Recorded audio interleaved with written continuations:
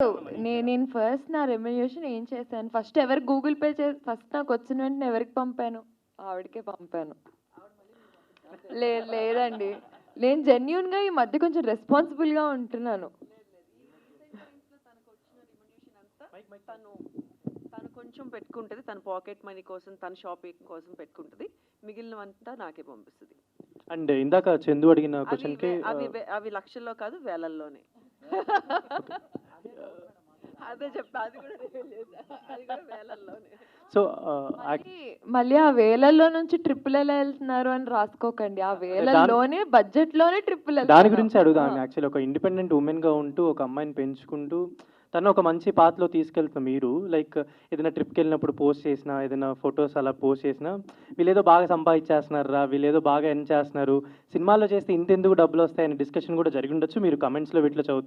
So అలాంటి వాళ్ళకి మీరు ఏమైనా any answer to them are?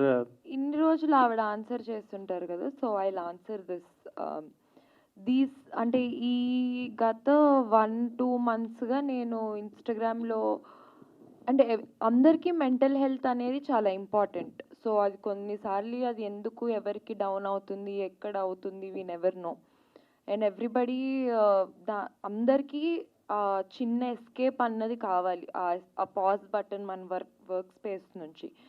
So ఇప్పుడు ఒక మిడిల్ క్లాస్ వాళ్ళకి ఇన్కమ్ ఒక 60,000 రూపీస్ అయినా వాళ్ళు సేవ్ చేసుకొని 10,000 రూపాయలు ట్రిప్ వెళ్ళి రావచ్చు. సో మేము అంతే, వచ్చి అస్సలు రావు అని కాదు కదా.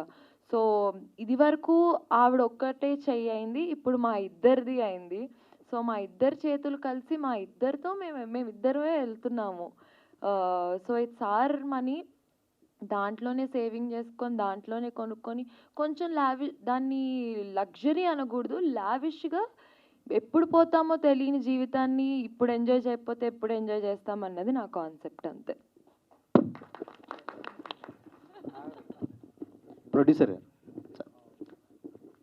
సార్, అంటే ప్రీవియస్గా మీరు ఆల్రెడీ ఏ ప్రొడ్యూసర్ అయినా ఫస్ట్ ఆఫ్ ఆల్ ఒక సినిమా తీసి దాని తర్వాత కొంచెం డబ్బులు వస్తే అలా అలా చేస్తారు. బట్ మీరు ఫస్ట్ టైమే ఒక 5 ప్రాజెక్ట్స్ అనుకొని ఫీల్డ్లో దిగారని తెలిసింది. బట్ ఆల్రెడీ ఒక్కొక్కటి ఎదుగుతూ వచ్చారు. ఫస్ట్ విరాజీ, దాని తర్వాత శబరి, ఇలా ఫస్ట్ శబరి, తర్వాత విరాజీ, ఇలా వచ్చారు. బట్ నెక్స్ట్ 2 సినిమాలు ఆల్రెడీ లాక్ అయ్యా, లేకపోతే దీంతో 5 అని ఎక్కడ చెప్పలేదండి. అది ఏదన్నా మీరు ఇప్పుడు అంటే నేను వింటున్నా, కానీ నేను ఇంత ముందులా కూడా చెప్పాను, 2వ సినిమా చేసేటప్పుడు కూడా అనుకోకుండా నా సెకండ్ ప్రాజెక్ట్, థర్డ్ ప్రాజెక్ట్